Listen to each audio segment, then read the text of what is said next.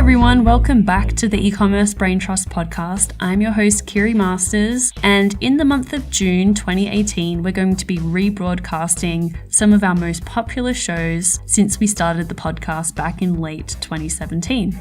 And this week's episode is an interview that I did with one of our clients at Bobsled Marketing, Dan Menk, who is one of the founders of Envitamin. And Envitamin is a brand that Dan and his co-founder created when they didn't find natural wellness products at an affordable price point for their young and growing families. So they started Envitamin really to scratch their own itch. The great thing about this story is that along the way, they had some of their products go viral, and that's something that most brands would be really thrilled to get. Lots of press exposure and for their brands to really start flying off the shelves. But in this case, there was some unexpected consequences with their product going viral. So in this episode, I talked with Dan about that and also what their growth strategy has been. Obviously, they're selling on Amazon, but then they also sell to over 30 different countries as well. So I think Dan has a great story about how a small brand was able to thrive with PR and getting into new markets and really making the most out of Amazon as well. And I hope you enjoy this episode with Dan and myself. Catch you next week. This is the Ecommerce Braintrust, a podcast about building momentum online for established consumer brands. Join our hosts and their expert guests for high-level conversations about e-commerce strategies, trends, and innovations. Access our Braintrust and boost your brand's e-commerce potential.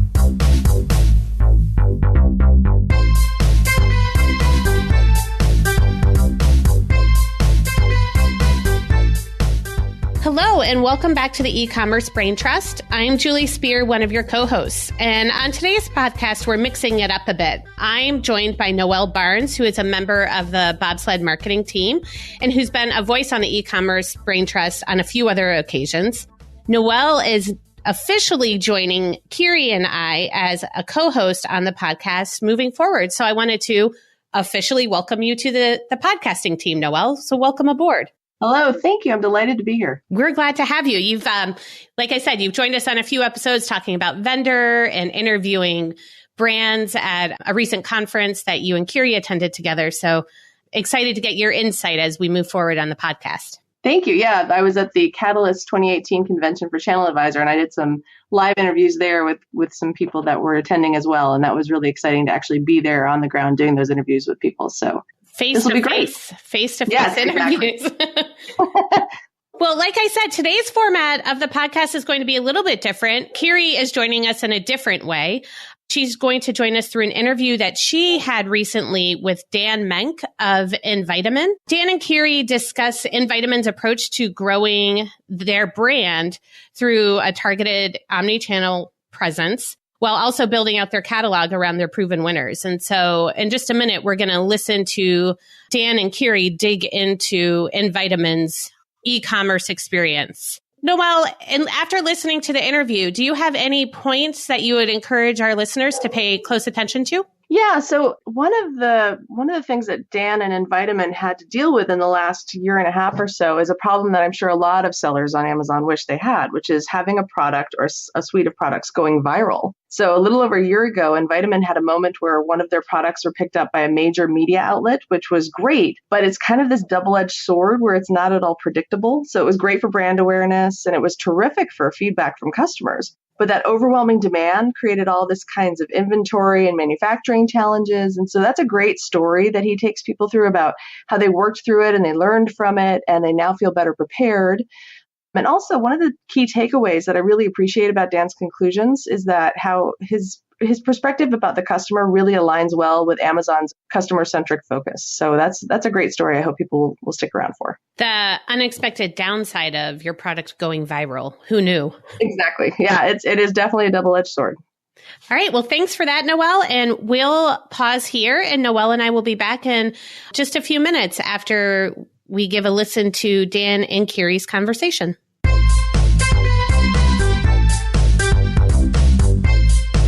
So welcome to the show, Dan. Thank you for coming on. Why don't we start by you telling us a little bit about Invitamin and how you came to start the company.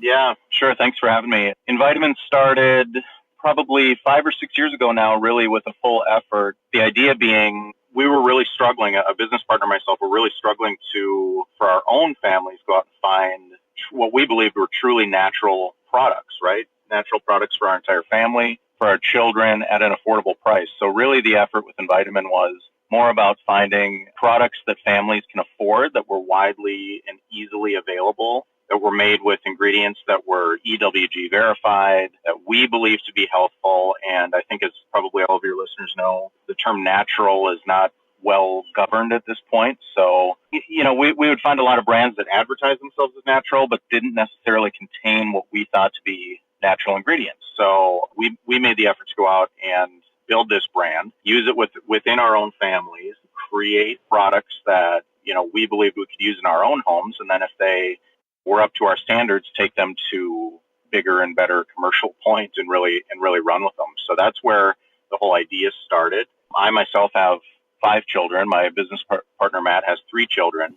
Wow. And so you got a lot of guinea pigs. A good test group between us, so that works out really well. And so the products that went over well in our families were the ones that we would take to the next level and really try and run with. And the key there, obviously being with the number of kids that we have within our families, is affordability, right? We wanted to make sure that a brand that was affordable for the average family, which we didn't seem to find to be really accessible out in the marketplace. There's a lot of luxury, organic, what you'd consider to be healthful brands out there, but nothing that really to fill the mainstream that the average family can afford. Right. And so to that end, your strategy and distribution channels for Invitamin are pretty varied. So you're selling on your own website, you're selling on Amazon, you're selling on Target.com as well. So tell us a little bit about the various sales channels that you have and why you're pursuing that omni-channel strategy. Sure. Yeah.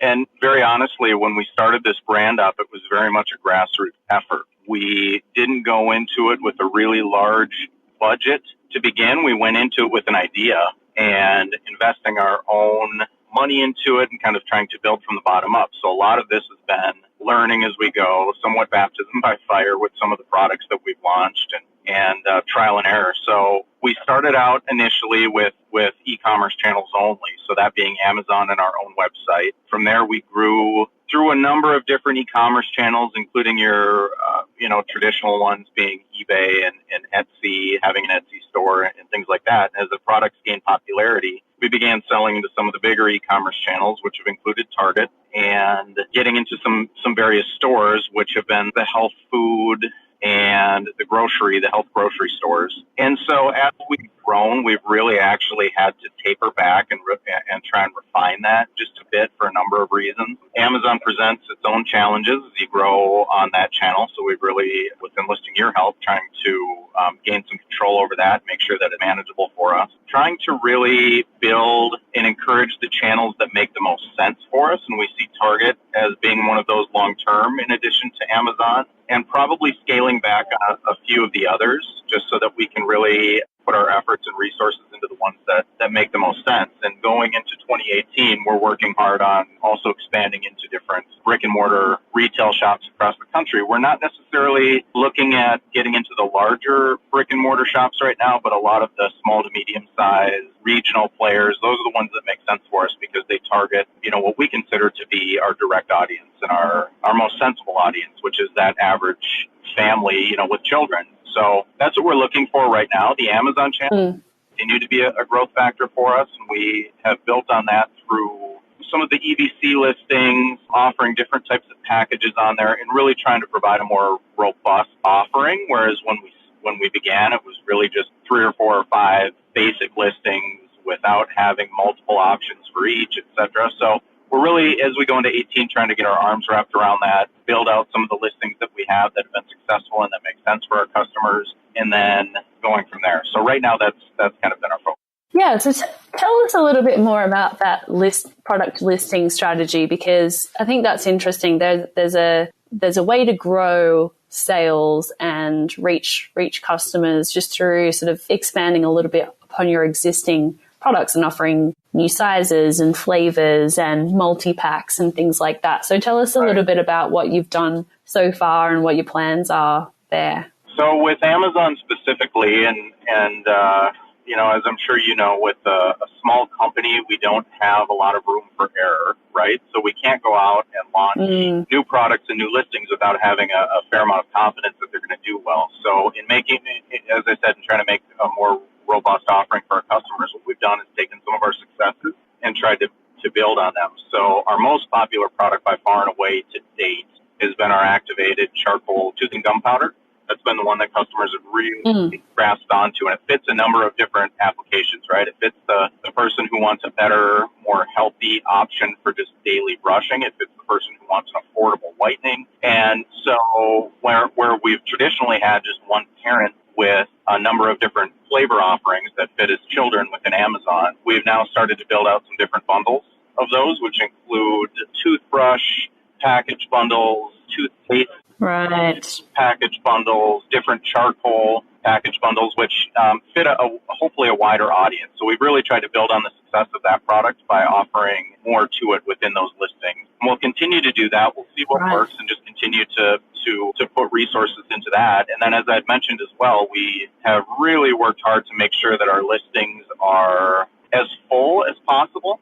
So the EBC, I think, has been a big part of that, right? We've started working on some of the video for various listings. Our imagery has improved. I think it's where it needs to be at this point, but it's improved significantly over the course of the last year. And we'll continue to put resources into that as well so that we keep making a listing that without the customer having the ability to touch and feel and smell a product, they get everything else, right? They're able to see people using it in real time in video. They're able to see the full imagery of it and really get as good of a feel as you can get digitally without having to hold and touch the product in your own hand. Right. And so has selling into, I know that you mentioned with your brick and mortar footprint that you're looking at the more regional stores, but have you considered selling to Whole Foods, or is that not really fit that model for you?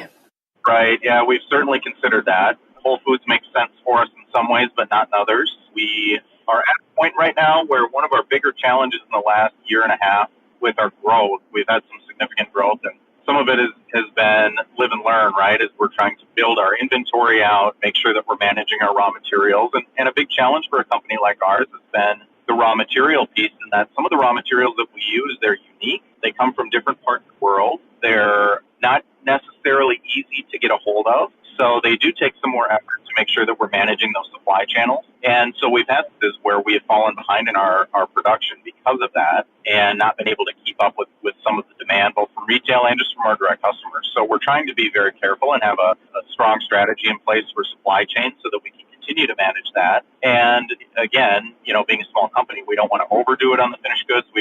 But at the same time, we have to make sure that we're managing the raw materials, right? So that's been a work in progress. We're getting there. We're getting better at it. But to go into a Whole Foods and not being able to keep up with some of that demand would put us in a bad spot. So we're evaluating that. That's probably more of a 2019 to 20 goal for us. Right now, we're trying to build and manage channels that we know that we can have a better feel for as we go into 20.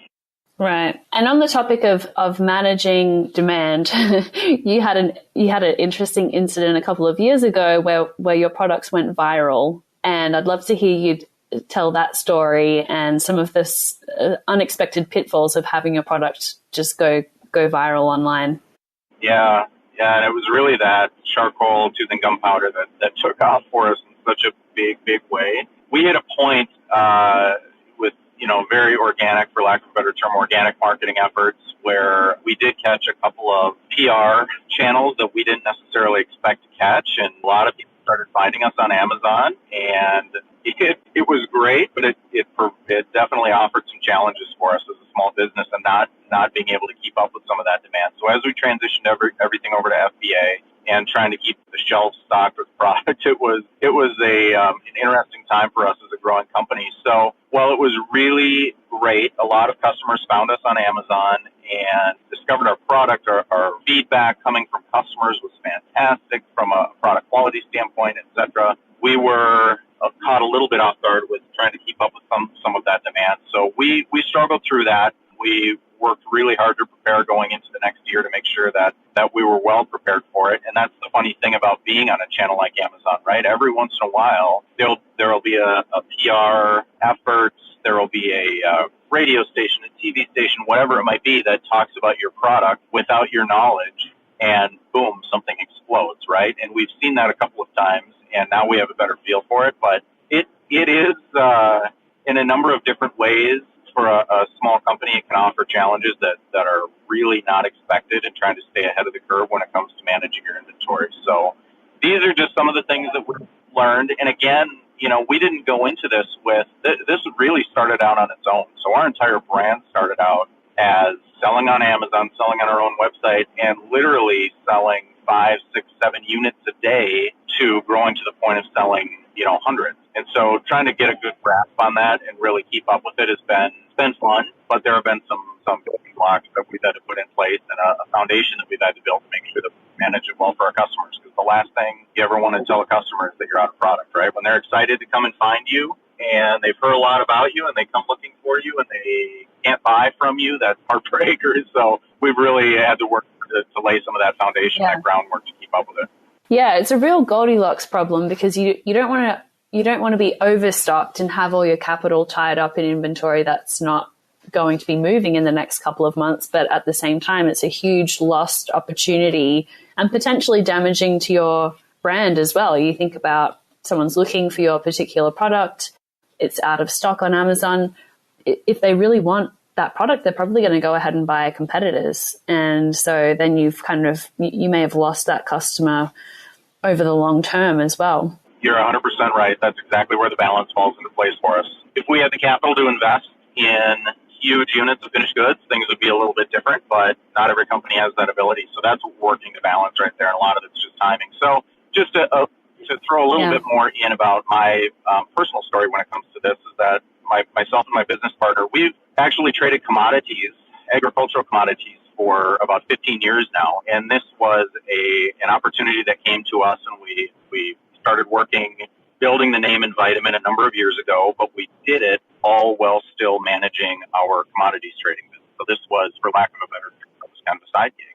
And as it grew to the point where we knew we had to put more effort and more resources into it. And so just this past February, I left my commodities trading and started managing Vitamin on a full-time basis. So that's been really exciting for me. Again, it comes with some risk and some challenges, but it's been really fun, and it's been nice now to be building a company in which we're fully invested and are putting the personnel and the resources into place to make sure that it's building properly, and that we're overcoming some of those hurdles that I talked about earlier, and having a full-time availability. I'm running the company now as a CEO. We have a warehouse and staff in place to fulfill orders, and so that's been really an excellent portion of our growth right there, an excellent piece, one of those building blocks that's helped us keep things managed as we've ended 2017 and as we get into 2018. So there's a lot of good things on the horizon, and now we feel like we're really getting our arms wrapped around them. That's great. Congratulations. Thank you. So one final question here is, you're now selling in over 30 countries, selling your products in over 30 countries. So tell us a little bit about your international selling strategy and how it works. Sure. So much of this has come to us instead of us going to find these different resources across the world. But if you think about some of the ingredients that we use in these natural plant-based ingredients that we use in our product, they've originated overseas for tens, hundreds, thousands of years, where people in these various countries across the world have been using them in different applications. So they're traditionally much more familiar with some of the plant-based ingredients that we use. So there is already an understanding and even maybe a following or a popularity for some of these. So it's less of an adaptation for some of these customers. So we found that throughout Asia, throughout different parts of Europe and South America, these customers already have a knowledge base of some of the ingredients that we're using, and that's where some of the products originate. So we have found different distribution partners and different retail channels that we have started working with on a very small basis, right? Our biggest challenge with overseas customers is the shipping portion of it.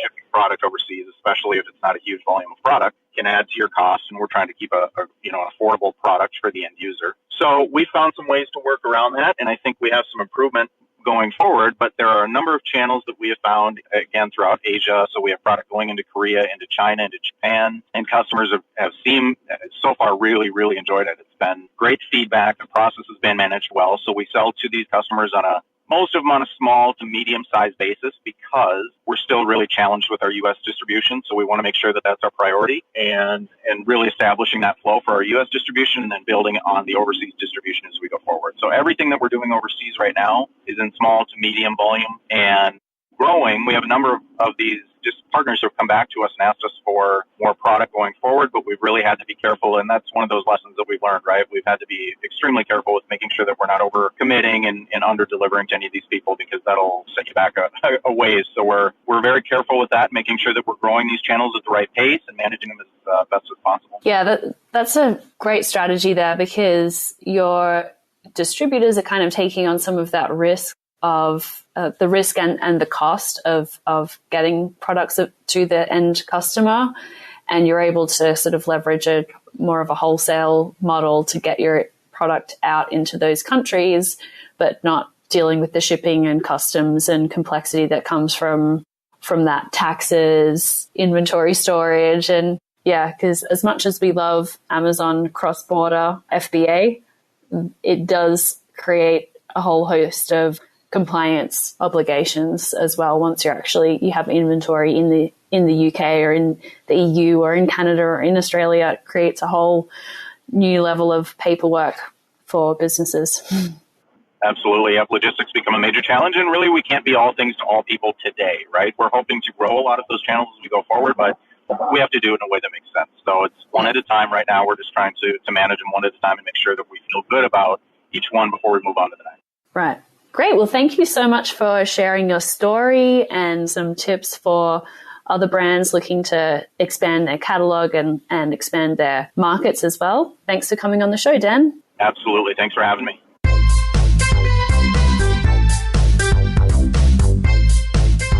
So thanks to Dan Menk for talking to us about Invitamin. One of the things I really appreciate, like I mentioned earlier, was how Dan talks about his customer focus is really all about making sure that you have product for the customers because they can't buy what they don't have at Amazon. And he really feels passionately that he always wants to make the customer happy. If the customer wants something, it should be there. And that really aligns well with Amazon's own customer-centric focus. One of the key takeaways from this interview that's so interesting to me is the international expansion part, because there are some real challenges today. I know that there are a lot of sellers who listen to this podcast who have been on Amazon US for a long time and are thinking about that next move, that international expansion.